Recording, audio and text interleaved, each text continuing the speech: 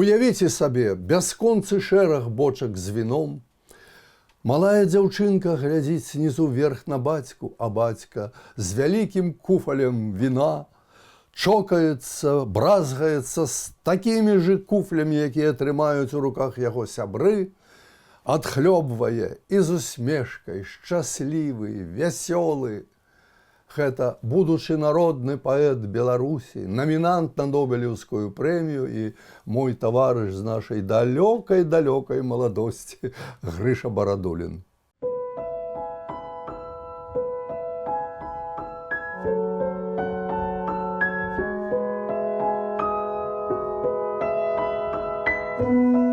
На пачатку 20-го стагоддзя маладыя габрэі з беларускіх мястэчак і гарадкоў стварылі парыжскую школу жывапісу на чале з Маркам Шагалам. А з той жа Віцебшчыны ў сярэдзіне таго ж 20-го стагоддзя выйшла такое вялікае кустоўе, ці як Володя Караткевіч назваў гэта грыбніцай, такая колькасць славутых беларускіх літаратараў, паэтаў. Рыгор Барадулін, Геннадзь Бураўкін, Васіль Быкаў, Пятрусь Броўка, Алесь Жаўрук, Сяргей Законнікаў. Рыгор Барадулін з Віцебскай этой самай грыбніцы. Калі мы будзем гартаць даведнік пісьменнікі Беларусі, усе нарадзіліся ў вёсках. Выключэнне райцэнтраўскія: Хальпяровіч, Вольскі, Караткевіч, Барадулін. І хаця ён нарадзіўся ў вёсцы Верасоўка Ушачскага раёна, але калі ён яшчэ быў малы, то ўся іх радзіма перамясцілася ва Ушачы. Таму ўжо лічыцца, што ён вушачскі пісьменнік. Па вясне 1941 года бацька выкапаў яму, прывез сажанец вяза, і малы Рыгорка трымаў гэты сажанец ростам з яго і глядзеў, як бацька саджае гэты вяз. І потым усе наступныя гады Рыгор паліваў гэтае дрэва. Яно вымахала цяпер вялікае дрэва, гэты вяз. Пра яго пісаў Рыгор у сваіх вершах. Гэта адбылося вясной, а ў чэрвені пачалася вялікая айчынная вайна, і немцы захапілі, канешне, акупировали Вушачы.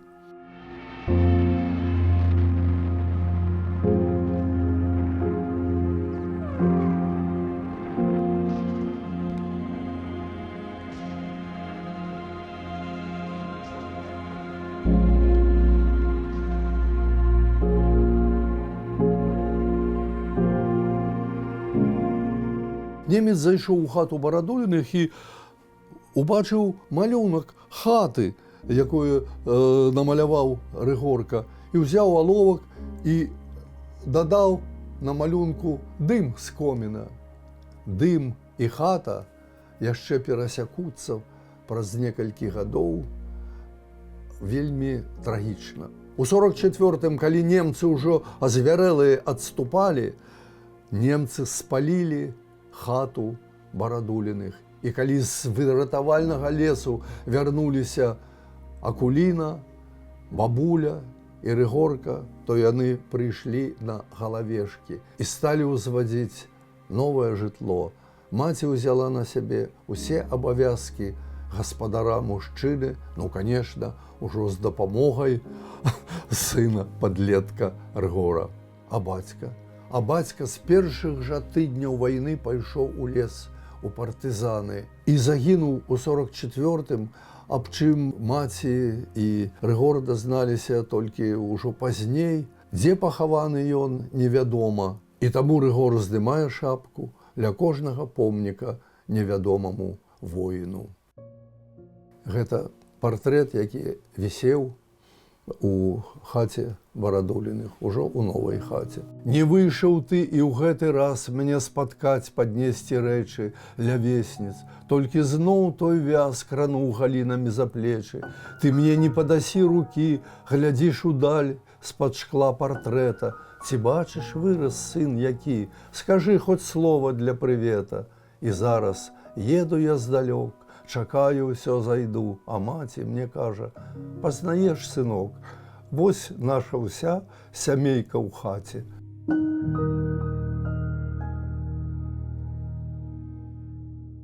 У верасні 44-го трэба ісці ў школу. У школе усе пераросткі, бо 3 гады акупацыі нямецкай школы не было, дзеці не вучыліся. Школа. Ну, ва ўсіх школах СССР адны і тыя ж песні, весь в светлых лучах мавзолея гранит, там юность приветствуя Сталин стоит. Адны і тыя ж вершы, якія трэба было чытаць з выразам: «Аб Сталіне сей біту песня моя, а песня ад сэрца і зор залатых».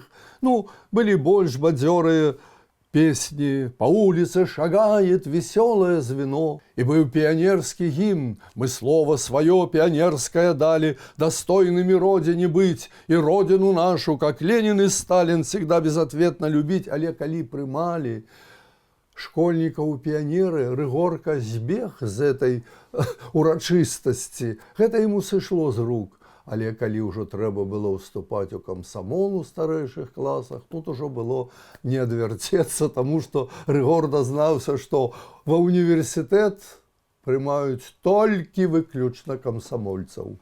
Пришлося уступить у комсомол. Во время блокады, ребята, я был приблизительно в вашем возрасте. Я написал поэму, посвященную памяти отца. Куля ці дятел, стукнула тупо, у лесе стоит, духота тяжкая, у лесе яшчэ засталіся трупы, мама батьку шукая. Где он лежит, необмытый, забытый, прикрыть бы хоть кости сырой землею, сказали, ля возера тут не быта, упал подкошенный кулей злою. Где он схованы, скажите, поляны, молчать поляны, молчать тревожно, полегли навек отпочить партизаны, и на Ивана тоже подобно.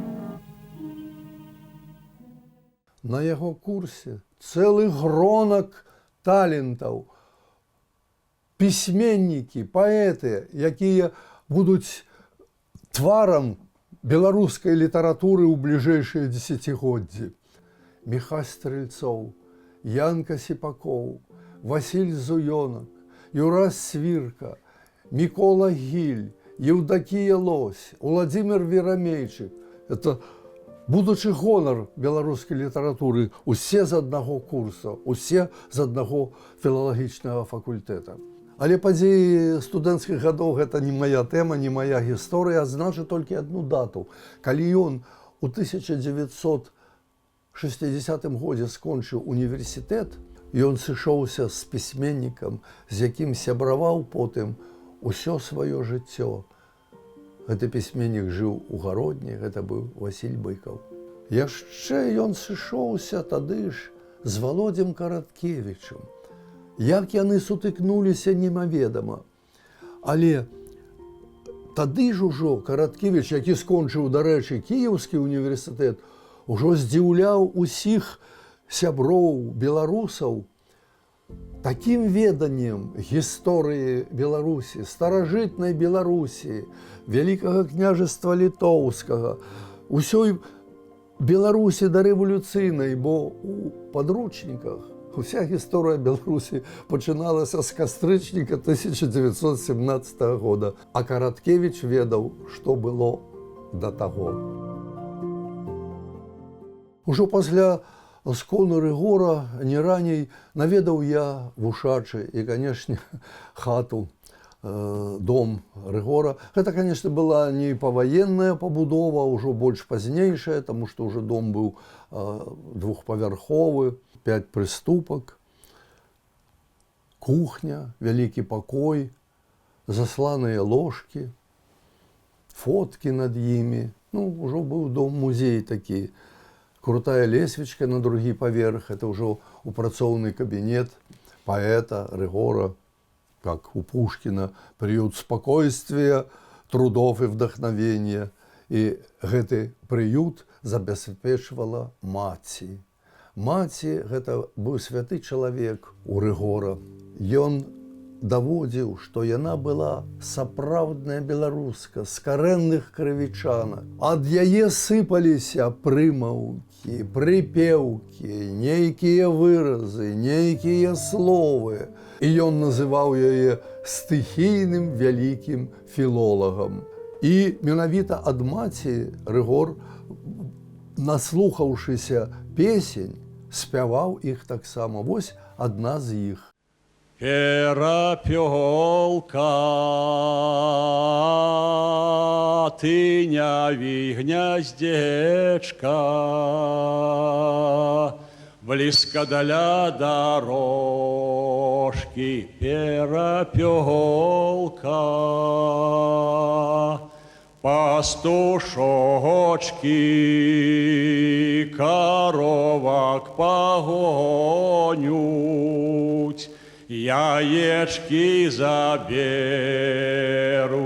пастушочки. Перапёлка, тыняві гняздечка, близко для дорожки. Перапёлка. Маці ён прысвяціў шмат вершаў. Там мой першы смех і першы плач, роспач першая і першы сподзеў. Там я так і не сказаў прабач смутнай маме, калі ў свет выходзіў. Там сядзяць на покуце дзяды, там чакаюць добрыя нагоды. Толькі і тым жывуць мае гады, каб туды вярнуцца назаўсёды. І быццам ужо аглядваючы сваё жыццё, яшчэ малады, Рыгор ужо пісаў такі запавет. Усё пачатак тла, і лоўля дзьмушак, і млоснасць духу, усё лухта лухты. Спадаюць дні, як ягады ў гармнушак, і мы, як з дрэва існасці лісты. Мука пакут прасеецца, прасіцца ад халадоў знямоглай глухаты, і ў вырай будзе зноў душа прасіцца. Усё лухта лухты, і ўсё з лухты. І вось пра лухту. У Мінску ад некалькіх людзей я гэта чуў, а потым, калі прыехаў у Вушачы, ад землякоў старых, неяк так у паўголаса, неяк слізка давадзілі, што быццам Рыгор – гэта хлопчык. Калі немцы вялі ў гетта, з натоўпу габрэі выкінулі хлопца да людзей, якія стаялі паабапал вуліцы. І хлопец гэты назваўся ці то Грышам, ці то Гіршам.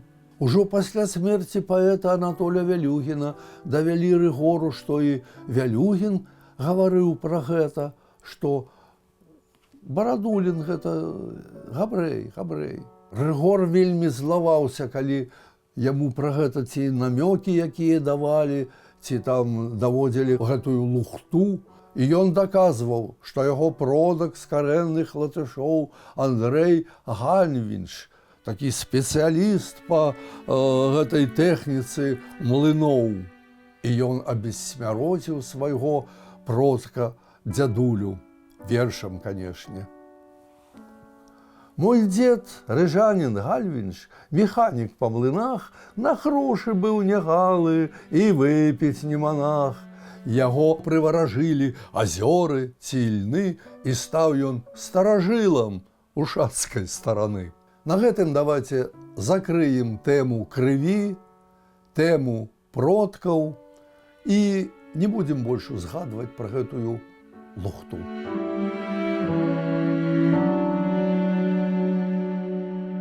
Як толькі зыходзіць з гэтага свету знакаміты, знакавы такі чалавек, такая вядомая асоба, і пачынаючы з надтрунных прамоў, у іх раптам з'яўляецца шмат сяброў. Адразу агаваруся, сябрамі мы з Рыгорам не былі.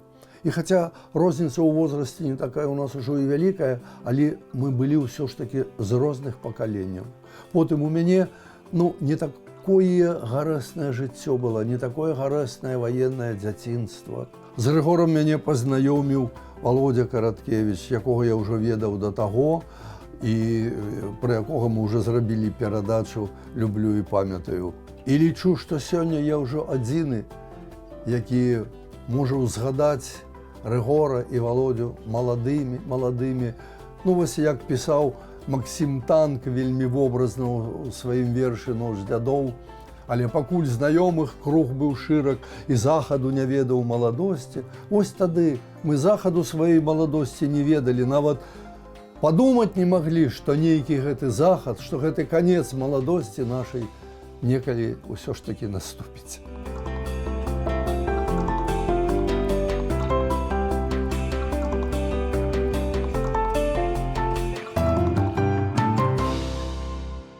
Персанаж майго аповеду у праекце «Люблю і памятаю» Мінчук, Браніслаў Сарман, джазмен, музыкант, нарадзіўся недзе ля Камароўкі. І таму успеў гэты рынак «Камароўка, Камароўка, ты вясна майго жыцця, Камароўка, Камароўка, выплывае з небыцця». Ну, вясна майго жыцця прайшла у Гародні, у цудоўным горадзе, які люблю і памятаю. Вось. А што Камароўка выплывае з небыцця, гэта так. Камароўка тады – гэта пляц песку з вытаптанай травіцай і з незлічонымі радамі сталоў, знегабляваных.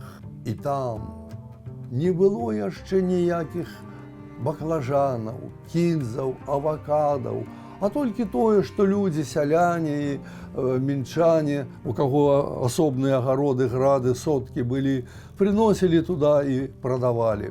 Але там быў гэты бясконцы шэраг бочак з віноў з кранікамі, прывазілі малдаване ў Мінск і гандлявалі ім віна, якія хочаш, белыя, ружовыя, красныя, амаль чорныя, сухія, салодкія, крэпленыя.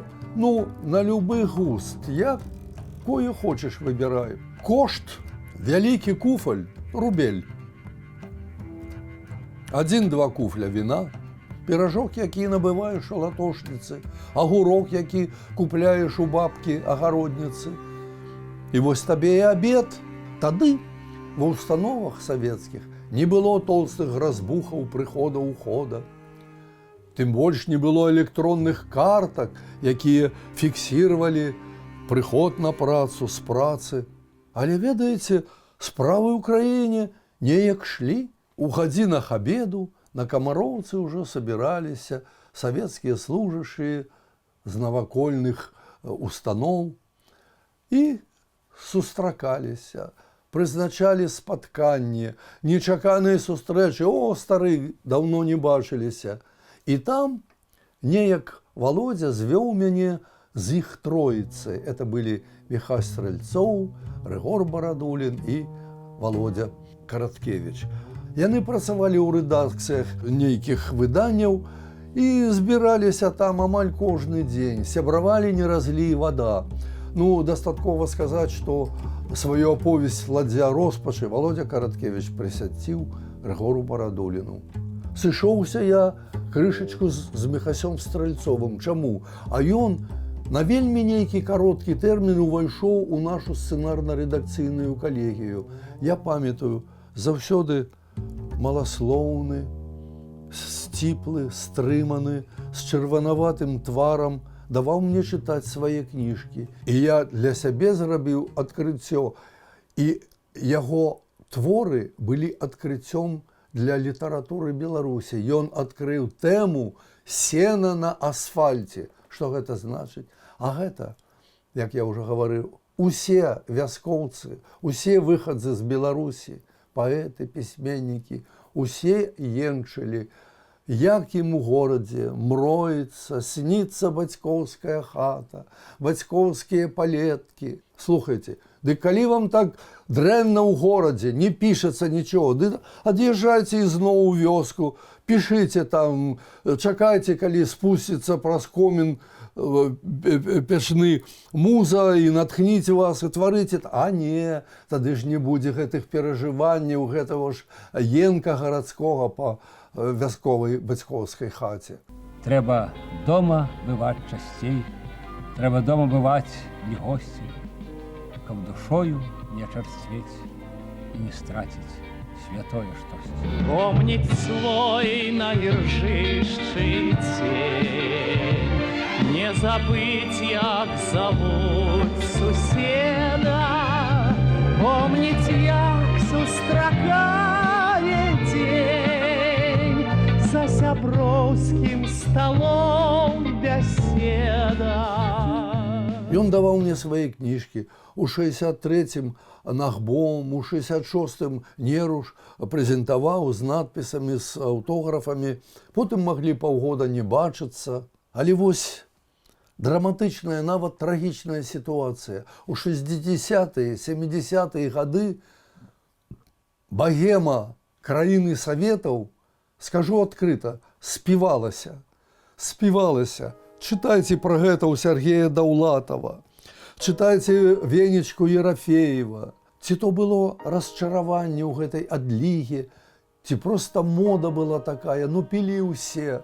Ведаеце, на Беларусьфільме, на сутыку калідораў, ля вакна, якое выхадзіла на праспект, уже з абеда скідваліся па рублю, ці як-то там асістэнты, бо ўжо класікі, майстры, давали заданні, і ўжо до конца дня уже ва ўсіх амаль кабінетах ішла выпіўка. Праўда, фільмы здымаліся адметныя тады, але гэта вось так вот было.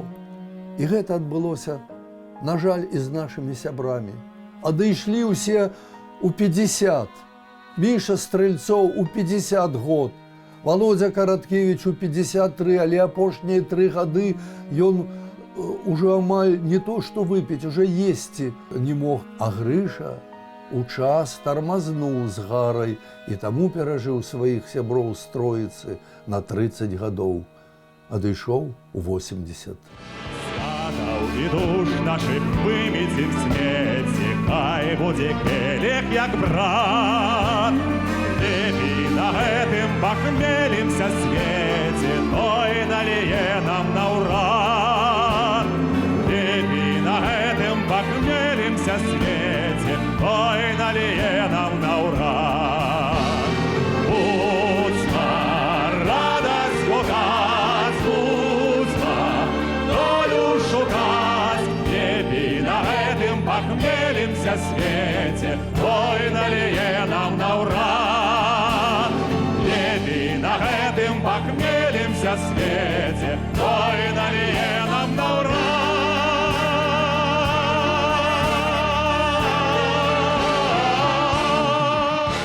Пры сустрэчах з Рыгорам была ў нас заўсёды адзіная агульная тэма – яго жонка. Валя Маназон вучылася са мной разам у славутай 7-й школе ў Гародні. І калі яна стала жонкай Барадуліна, і мы з ёю неяк там сутыкаліся, я дазнаваўся, чым яна займаецца. Яна адукавалася, стала такім вялікім спецыялістам па даследаванні беларускай драўлянай архітэктуры. Бачыліся мы вельмі з ёю рэдка, я проста пры сустрэчах з Рыгорам перадаваў ёй прывітанні, і яна праз Рыгора дзякавала мне за гэта. Як я ўжо казаў, з Рыгорам бачыліся мы час ад часу, таму што я здымаў фільм за фільмам, а ён выдаваў кніжку за кніжкай, і у мяне проста не было часу чытаць усё, што ён пісаў. А пісаў ён шмат. Ну, дастаткова сказаць, што ў яго выйшлі 77 зборнікаў яго твораў у асноўным паэзіі. Дзе ж было тое чытаць? Не ўсочыш. Больш таго, ён заняўся перакладамі. Ён перакладаў з падрадкоўнікаў, з ангельскай мовы Шекспіра, Байрона, з гіспанскай Лорку, Няруду, з польскай Міцкевіча, з рускай мовы старажытны гэты твор пра гісторыю старажытную Расіі, слова палку Ігаравым, вершы Ясеніна. Ведаеце, колькі гэтага ўсяго? Гэта прыклад проста велізарнай творчай працы Рыгора Барадуліна. У першыя 100 гадоў вечнасці янкі купалы пасадзіма 100 дубоў ля хаты, што спеў калахама, што помніць калыскі скрып і плач юнука малога. Тут дуб расказаў стары, як многа тоіць аблога, аб чым маўчаць дзірваны, траве даверушы права, у зялёныя біць званы, ледзь сонца зірне ласкава.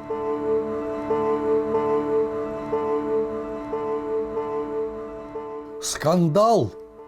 Ананімная паэма, сказ пра лысую гару. Чаму скандал? Пісьменнікі, адпаведныя органы дазнаюцца, хто аўтар, бо паэма ананімная. Дэтэктыў, хаця і не крымінальны, шукаюць падазроных, хто бы мог быць аўтарам. Артур Вольскі, Анатоль Вярцінскі, Петрусь Макаль, Анатоль Вялюгін. Хто з іх?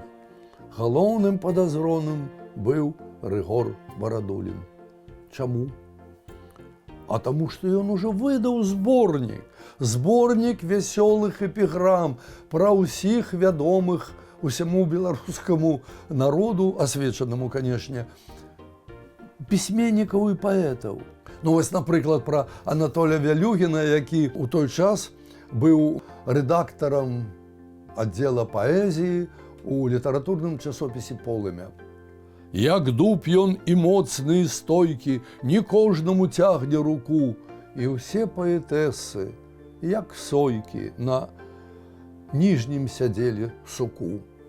І калі я гэтую кніжку прынёс у тэлефільм і паказаў яе Вялюгіну, той адкрыў, пагартаў, раз, другі прачытаў, здаецца, быў задаволены тым, ну, нават такім кампліментам. Сказаў: «Ну, Грышка, сцярвец, ой, сцярвец», вярнуў мне кніжку. Каго паважаў, тым прысвячаў не толькі такія вершыкі, але нават шаржы. Не забывайце, он же з дзяцінства любіў маляваць. Вось шарж на Владзіміра Алоўнікава і подпіс: «Бог музыкі, граза чыноўнікаў, шаноўнейшы ул Алоўнікаў.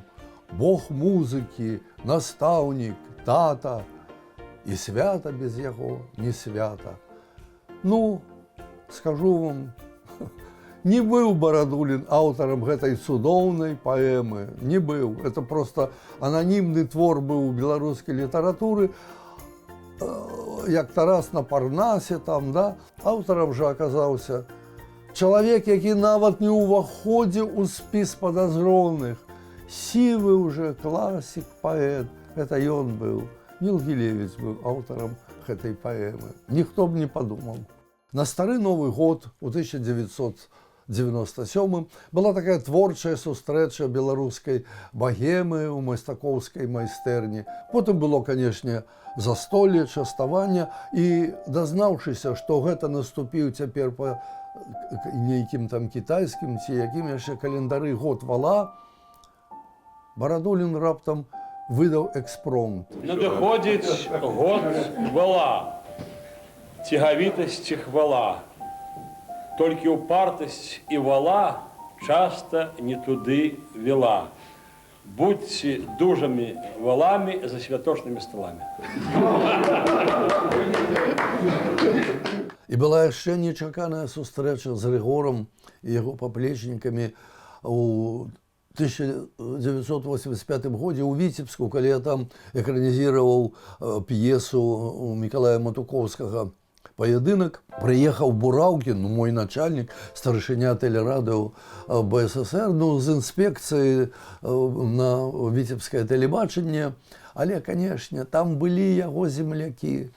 Быў Барадулін, быў Законнікаў. Яны, канешне, да Віцебска наведалі сваю малую радзіму, павіталіся з тымі родзічамі, якія там яшчэ заставаліся, потым прыехалі начаваць у Віцебск. І вот з раніцы я прыйшоў на даклад к Бураўкіну. Бураўкін сказаў: «Што ж ты прыходзіш, Володя, на справаздачу і без шампанскага, ты пазорыш установу нашу». Ну, конечно, ассистент уже прынёс холоднае шампанскае, там карк у паталок. Але не ў гэтым справа. Я проста бачыў, якія яны шчаслівыя.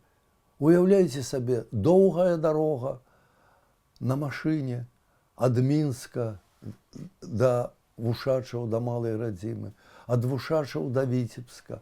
Тут увечары размовы. Тут раніцай, вось калі я ўжо прыйшоў туды, размова. Потым яны яшчэ паехалі у Полацк, дзе адкрывалі арган, там іх ужо чакаў Васіль Быкаў. Таксама размова. Гэта быў той рэдкі шанс, калі Бураўкін, паэты і Грыша Барадулін маглі шчыра, нікуды не спяшаючыся, ніхто не перашкаджаў ім гэтай сяброўскай размове паэтаў. І проста яны былі шчаслівы быць разам нават без непатрэбных вушэй. Віцебшчына, віцебская земля. Для мяне ўсё. І паветра, і вода, і неба, і матчына песня, і родная мова, і мае вершы, якія яны ёсць. Добрыя ці благія, хай мяркуюць чытачы. Мы дамоў вяртаемся генаць, дзе б сцяжыны нашы не кружылі, лепей на зямлі бацькоў канаць, чым раскашавацца на чужыне, смутак раптам гляне з-пад рукі, засклыгочуць нервы і рысоры, смутак, быццам вёска Петрачкі, па дарозе на твае расоны, слаць і слаць яшчэ нам лён турбот, бачыць праз бяроз адліжных строі, з верацёнамі ялін завод, што прапах ветрамі і кастрою, нашыя правіны замалі, край бацькоў світальнаю зарою, прыцягненне віцебскай зямлі мы адчуем пад зямлёй сырою. Адзіная на ўсё жыццё Валя, Валентина Михайловна, Маназон, жонка Грышы Барадуліна, маці дачкі мастачкі Ілоны, бабуля унучкі Дамінікі. Яна заўсёды была ў ценю мужа. І вось пасля адыхода ўжо Грышы яна ў інтэрв'ю зрабіла такое нам усім адкрыццё. Я павінна прызнацца, не думала, што Рыгор такі глыбокі чалавек і паэт. Мне здавалася, што ён найперш лірычны, ды і толькі. А калі прачытала ягоныя ксты, зразумела, што памылялася. Гэта было для мяне тым больш дзіўна, што Рыгор апошнія гады не чытаў філасофскія кнігі. Значыць, я проста недаацэньвала яго. Ну што ж, здараецца і такое, што чалавек усё жыццё побач, а не можа ацаніць таго, велічы таго, хто з ім знаходзіцца, бывае.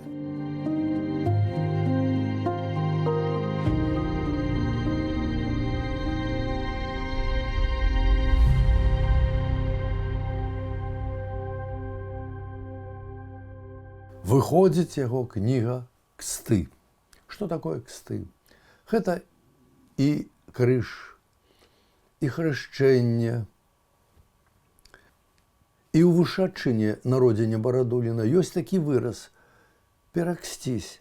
Пераксціся. Это значыцца благословіць чалавека у жыцці, у войска, ад'язджаючага чалавека, пераксціць маладажонаў, паблагословіць хворага, нябожчыка, паславіць хворага дзіця, шчасця яму пажадаць.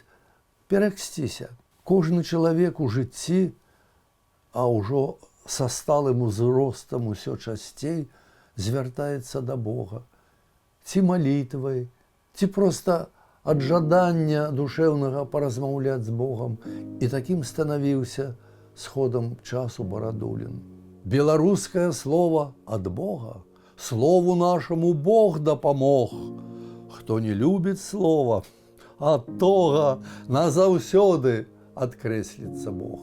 Калі адчую, што прыйшло маё бессілле, прасіць пачну, як самай боскай мілаты, каб і вятры па-беларуску гаманілі, нудзіліся па-беларуску чараты.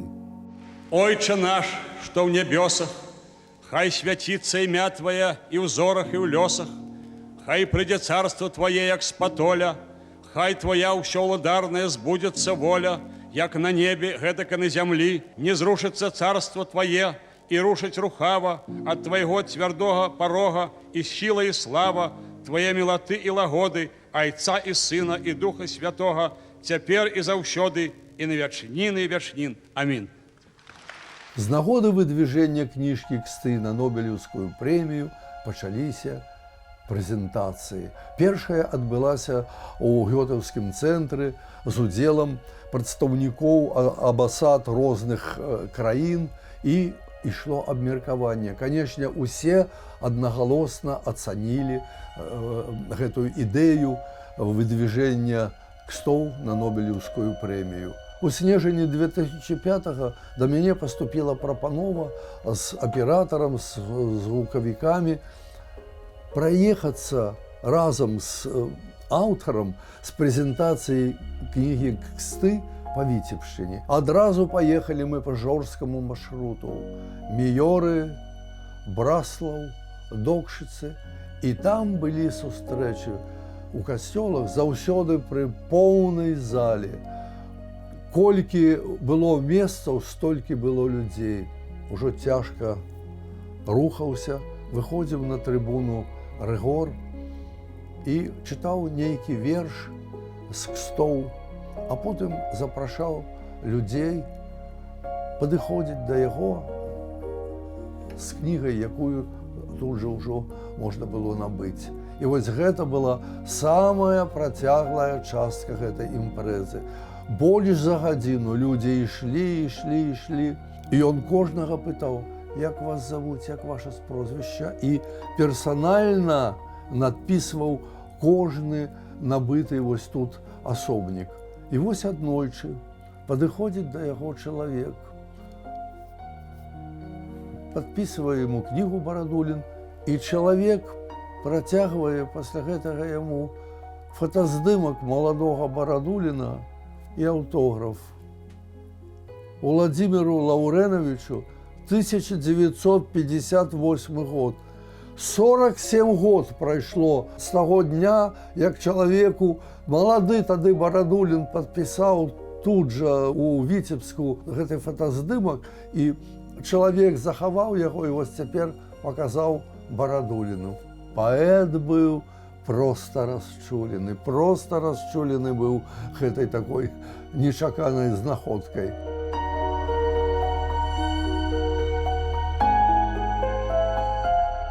Былі ў нас дзве няздзейсненыя мары. Першае – гэта выдвижэнне яго як намінанта на Нобелеўскую прэмію. Яна не адбылася. Чаму? А таму, што казалі, што вельмі дрэнны быў пераклад на ангельскую мову. Не з сапраўдніка беларускага, цераз нейкую прамежную мову. Пераклад адбыўся такі недасканалы, і прэміі не было. А другая надзея не збылася. Я задумаў фільм пра яго пад назвай «Ксты». Што я там хацеў зрабіць? Я напісаў літаратурны сцэнарый на падставе яго твораў і кнігі «Ксты», і яго узгадкаў пра сваю біяграфію. І я гэта ўсё спалучыў і хацеў зрабіць фільм у такой небяспечнай манеры, мастацка-дакументальнай. Але калі мои заказчыкі падлічылі смету, высветлілася, што яны не цягнуць яе, і адклалі праект да тых часоў, калі грошай назапашуць. Але тут было, як у каханні, адклад не ідзе на лад. Так не збылася наша і другая надзея.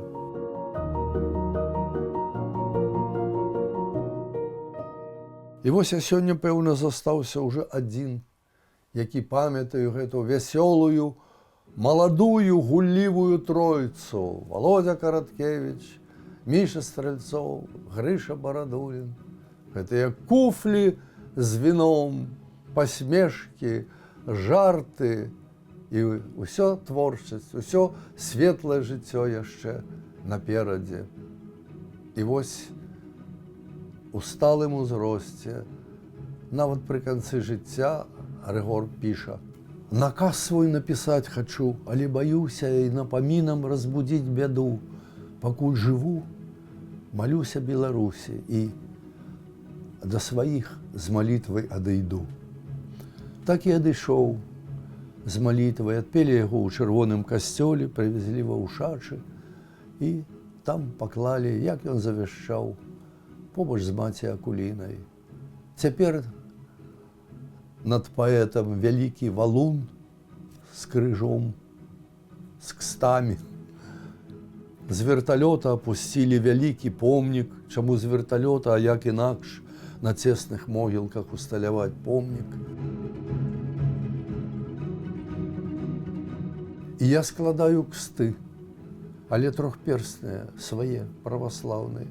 Як жа можна не маліцца, не любіць і не памятаваць самага славутага, самага выдатнага паэта сучаснасці, з якім я меў шчасце зносіцца з нашай далёкай-далёкай маладосці, якога, канешне, люблю. І як вы удасканаліліся, памятаю.